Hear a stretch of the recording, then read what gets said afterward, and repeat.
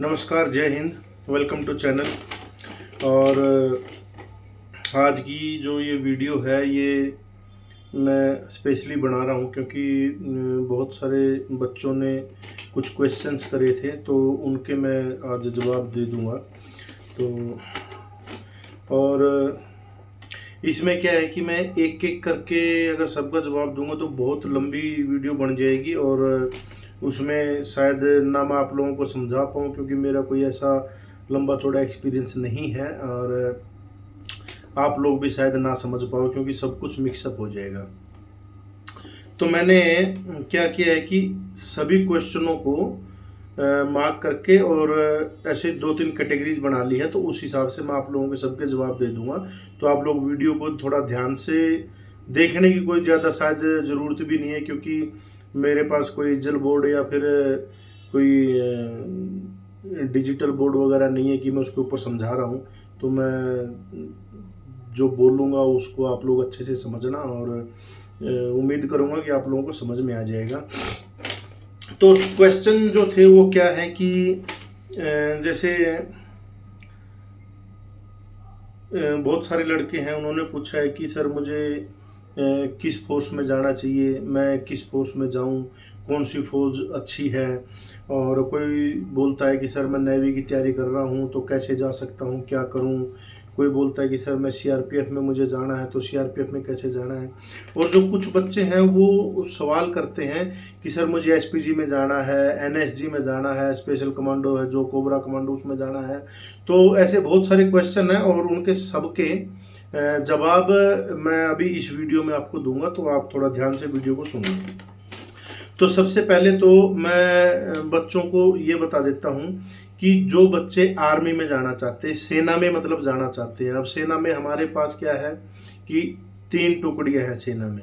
एक हमारी आर्मी है जो थल सेना है, एक नेवी है और एक है एयरफोर्स। ठीक है, तो इसमें आप 3 तरीके से जा सकते हैं, ऑफिसर्स, जेसीओज और सिविलियंस। ठीक है, तो इसमें अगर आपको ऑफिसर्स से जाना है तो इसमें आप 12th के बाद में एनडीए का एग्ज़ाम दे सकते हैं। और एनडीए का एग्ज़ाम देने के बाद एनडीए के एग्ज़ाम में आपको एग्ज़ाम 1, 2 उसके बाद आपका होगा इंटरव्यू और फिजिकल। ठीक है, और जब आपका एनडीए में सिलेक्शन हो जाता है तो आप as a officers army join कर सकते हैं, तो आप डायरेक्ट ऑफिसर से आएंगे। दूसरा ऑफिसर से जाने का एक और तरीका है कि आप 12th के बाद नहीं, मान लीजिए किसी कारणवश से आपने 12th के बाद आप एनडीए ज्वाइन नहीं कर पाए, तो आप ग्रेजुएशन आपने कंप्लीट कर लिया तो आप सीडीएस में जा सकते हैं। ठीक है, कंबाइंड डिफेंस सर्विस। ठीक है, तो आप सीडीएस में जा सकते हैं और उसके थ्रू भी आप एज ए ऑफिसर्स ज्वाइन कर सकते हैं। ठीक, और इसमें जो अपने कुछ बच्चों के सवाल थे कि सर हाइट कितनी चाहिए, तो इसमें जो हाइट चाहिए है, जो मैं ऑफिसर्स लेवल की जो मैं बात बता रहा हूँ, इसमें आपको जो हाइट चाहिए उसमें जो मेल है उसमें थल सेना के अंदर 157.5 सेंटीमीटर और नेवी के अंदर है 157 सेंटीमीटर। और अगर कोई बच्चा एयरफोर्स में जाना चाह रहा है तो उनको चाहिए 162.5 सेंटीमीटर। ठीक है, और फीमेल्स जो हैं कैंडिडेट उनके लिए ये हो जाएगी 152 सेंटीमीटर। और ये हो गया आपका जो, अगर आपको ऑफिसर्स से जाने की इच्छा है तो आप इस तरीके से आप जा सकते हैं। और ये सारी चीज़ें अवेलेबल है इंटरनेट के ऊपर, आप थोड़ी सी कोशिश करेंगे तो ज़रूर मिल जाएंगी। उसके बाद आप जेसीओज में जा सकते हैं। अब पहले जेसीओज रहता था, लेकिन अब क्या है कि अग्निवीर आ गया है, तो तीनों सेनाओं में अब अग्निवीर के थ्रू आप लोग जाते हैं। तो अग्निवीर के अंदर आप क्या है कि जैसे अगर आप 10th बेस पर जाएंगे, जीडी के अंदर जो जनरल ड्यूटीज है उसके अंदर अगर 10th बेस पर जाएंगे तो आप उसमें जा सकते हैं। दूसरा एक जो तरीका है वो तरीका है 12th के बाद का। 12th में आपके पास अगर आप टेक्निकल से जा रहे हैं या फिर क्लर्क से जा रहे हैं तो एक हो गया 10th बेस पर, एक हो गया 12th बेस पर। तो जो 12th बेस है उसमें आप टेक्निकल में जा सकते हैं, आप इसमें क्लर्क में जा सकते हैं। और इनके लिए ये मेल और फीमेल जो जीडी में बता रहा हूँ 10th में, जो आप 10th बेस पर अगर आर्मी में जाना चाह रहे हैं तो उसमें मेल और फीमेल दोनों ही जा सकते हैं, ठीक है। लेकिन 12th बेस के ऊपर जो टेक्निकल और क्लर्क है उसमें फीमेल्स नहीं है, उसमें सिर्फ मेल्स हैं। तो इसके अंदर आप जो एज जो आपका है वो 17 to 21 है, तो 17 से 21 तक आप इसमें जा सकते हैं। ये आपका एज का रह गया हो गया है। और जीडी में अगर आप एग्ज़ाम की बोले तो कि आपके एग्ज़ाम में क्या आएगा, जीके आएगा, जनरल साइंस आएगा, और आपका मैथ आएगा, और लॉजिकल रीजनिंग आएगा। 100 मतलब 50 क्वेश्चंस होंगे और 100 मार्क्स का ये टोटल आपका जो है क्वेश्चन पेपर होगा 100 मार्क्स का, ठीक है। और 2024 का जो अपना कट ऑफ था वो 50 पर गया था, और अभी जो आएंगी तो उसकी उम्मीद ये है कि आने वाले जो कट ऑफ्स हैं वो और हाई जाएंगे, इससे नीचे नहीं जाएंगे। तो इस चीज़ का आप ध्यान रख लीजिएगा। अगर आप टेक्निकल से जा रहे हैं, ये जीडी का बता दिया, अब मैं बता रहा हूं आपको टेक्निकल का। अगर आप टेक्निकल से जा रहे हैं, टेक्निकल के अंदर आप अगर जाएंगे तो उसमें 12th चाहिए आपको, ठीक है। उसके अंदर फिर आपको क्या चाहिएगा, जो उसका जो क्वेश्चन पेपर है वो कैसा होगा, उसमें भी जीके होगी, उसमें मैथ्स होगा, फिजिक्स होगा और केमिस्ट्री होगा, ठीक है। तो ये चीज़ें आपको तैयारी अपनी करनी पड़ेगी। तो आप इसमें अगर क्लर्क में जाना चाहते हैं तो क्लर्क के अंदर 2 चीज़ें और ऐड हो जाएंगी, आपका कंप्यूटर और इंग्लिश, ठीक है। तो जीडी में अगर सेना में जीडी में आप जाना चाहते हैं, 10th बेस के ऊपर जाना चाहते हैं तो आप जीडी में जा सकते हैं, मेल और फीमेल दोनों ही जा सकते हैं। लेकिन अगर आप 12th बेस पर जाना चाहते हैं, टेक्निकल में जाना चाहते हैं या क्लर्क में जाना चाहते हैं, वहाँ पर सिर्फ मेल जाएंगे। और इसमें जो टेक्निकल का जो वो है, इसमें आएगा आपका 200 नंबर का क्वेश्चन, ठीक है। और 0.25 जो है वो नेगेटिव मार्किंग रहती है। और फिजिकल भी इसके अंदर होगा। फिजिकल 100 नंबर का होगा, जिसमें पुलअप, पुशअप और 1.6 माइल का आपका रन होगा, तो ये भी इसके अंदर होगा। और तीसरा जो है, आप अगर जा सकते हैं तो सिविलियन के थ्रू जा सकते हैं। सिविलियन में भी जो एक कैटेगरीज मैंने बताई थी एग्ज़ाम की, यही सेम कैटेगरीज रहेंगी। और इसमें सिविलियंस और एक और होता है टीए, ट्यूटोरियल आर्मी। तो आप ट्यूटोरियल आर्मी में जा सकते हैं, जिसकी जो एज है वो 42 ईयर्स तक रहती है। और ये जो मैं आपको बताने की कोशिश करूँ तो आप लोगों ने आर्मी की गाड़ियों में कभी खाकी यूनिफॉर्म में ड्राइवर्स को देखा होगा ड्राइविंग करते हुए, तो वो जो रहते हैं वो सब सिविलियंस जो हैं वो रहते हैं। ट्यूटोरियल आर्मी का एक अलग काम है। तो इसमें जो है आप इस तरह से जा सकते हैं। आप इस तरह से जो आर्मी का मैं बता रहा हूँ, जो अग्निवीर आने के बाद है जेसीओज के अंदर, वो ये प्रोसीजर है। ऑफिसर्स का जो मैंने आपको बता दिया एनडीए और सीडीएस के थ्रू है, आप वैसे जा सकते हैं। अब कुछ बच्चों का जो क्वेश्चन था वो ये था कि सर मुझे सीआरपीएफ में जाना है, मुझे बीएसएफ में जाना है, मुझे आईटीबीपी में जाना है। और कुछ बच्चे जो हैं वो बोले थे सर मुझे एसपीजी में जाना है, स्पेशल प्रोटेक्शन ग्रुप जो है उसमें जाना है, मुझे एसडीजी में जाना है, स्पेशल ड्यूटी ग्रुप में, मुझे एनएसजी में जाना है, नेशनल सिक्योरिटी गार्ड में। तो अब एक चीज़ यहाँ पर हम लोग क्लियर कर लेते हैं, वो हो गई सेना जो पहले बताया है। अब हम आ जाते हैं पैरामिलिट्री, यानी कि जो अब सीएपीएफ बन गई है, सेंट्रल आर्मड पुलिस फोर्सेज। अब सीएपीएफ में कौन कौन आता है, बीएसएफ, सीआरपीएफ, सीआईएसएफ, आईटीबीपी और अपना एसएसबी और ये अपना असम राइफल, ठीक है। ये पैरामिलिट्री या जो सीएपीएफ है, ये इसके अंडर में ये चीज़ें आती हैं। ये जो मैंने 6 फोर्सेज बताई हैं, ये किसके अंडर में आती है, गृह मंत्रालय के अंडर में। और जो सेना है हमारी वो किसके अंदर में आती है, डिफेंस के अंदर में, डिफेंस मंत्रालय जो है उसके अंदर में आती है, ठीक है। अब मैं आपको ये जो सीएपीएफ है, 6 फोर्सेज है, इनमें जाने के 4 तरीके हैं आपके पास। इनमें आप 4 तरीके से जा सकते हैं। नंबर 1 है कि आप एसएससी जीडी के थ्रू एज ए कांस्टेबल जा सकते हैं, जो एसएससी एग्ज़ाम करवाती है, तो आप उसमें जा सकते हैं, जिसमें मेल और फीमेल दोनों ही हैं, तो दोनों ही उसके अंदर जा सकते हैं। और इसमें जो हाइट है वो मेल के लिए है 170 और फीमेल के लिए जो है 157, और एसटी जो कैटेगरी है, एसटी जो कैटेगरी है उसके लिए 162.5 सेंटीमीटर। ठीक है। एज जो है वो है 18 साल से लेकर के 28 साल तक। 18 साल जनरल, ओबीसी, एससी, एसटी सभी जो एलिजिबल है वो 18 साल से एलिजिबल हो जाते हैं अगर आपको ज्वाइन करना है तो।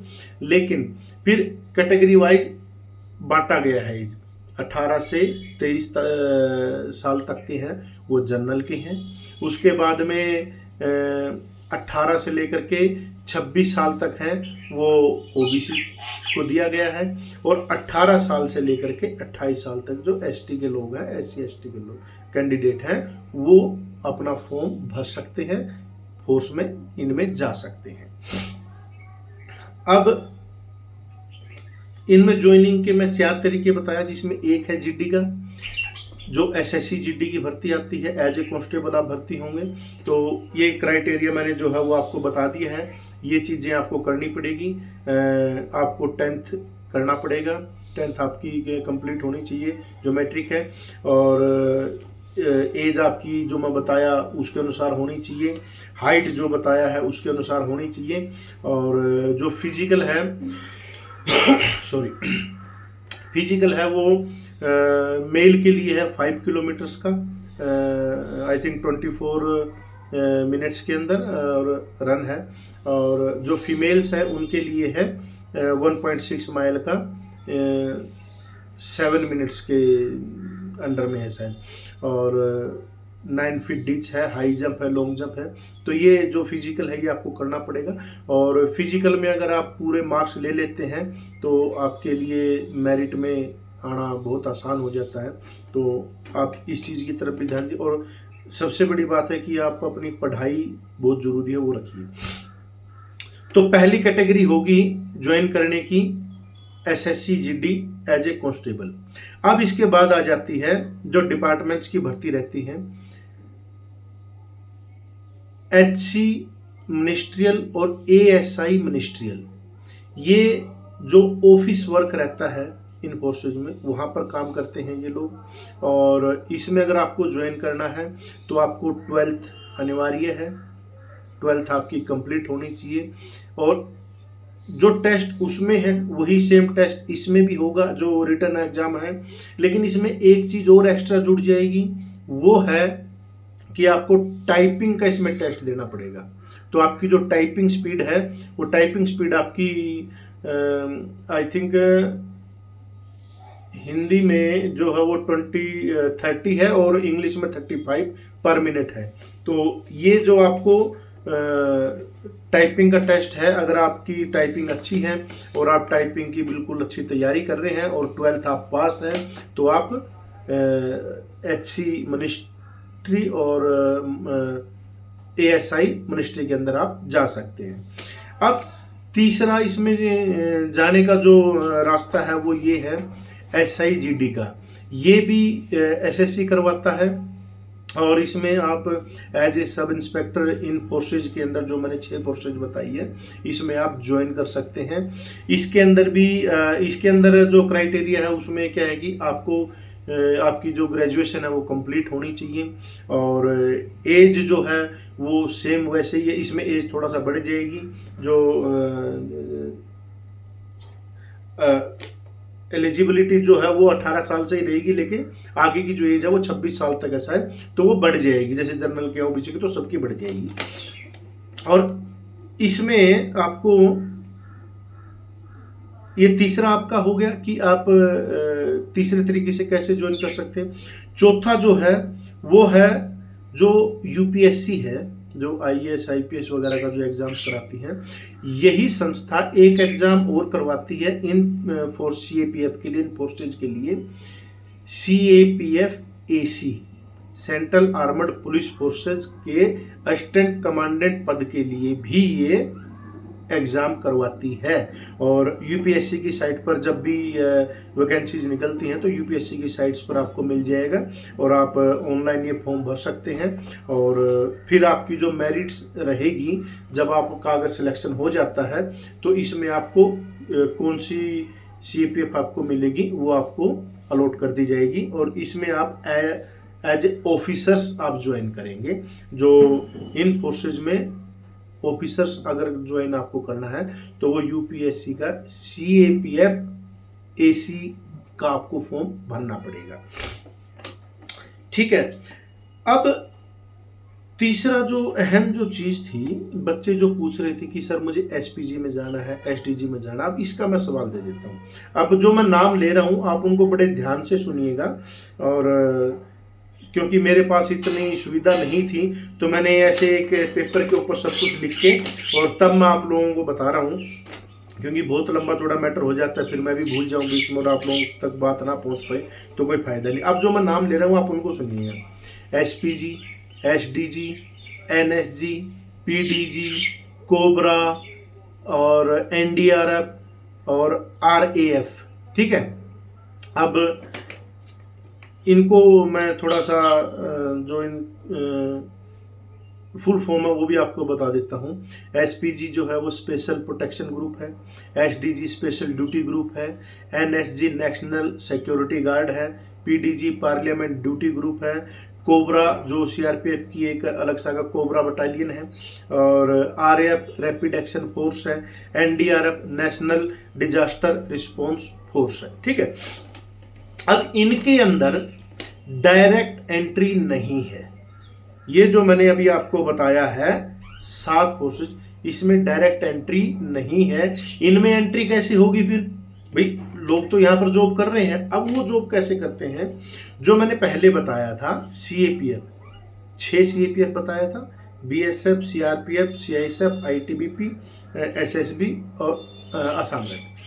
आपको क्या करना है कि आप पहले सीएपीएफ में ज्वाइन करेंगे, किसी भी सीएपीएफ में आप ज्वाइन करेंगे, उसमें 3 साल की सर्विस होना आपका कंपलसरी है।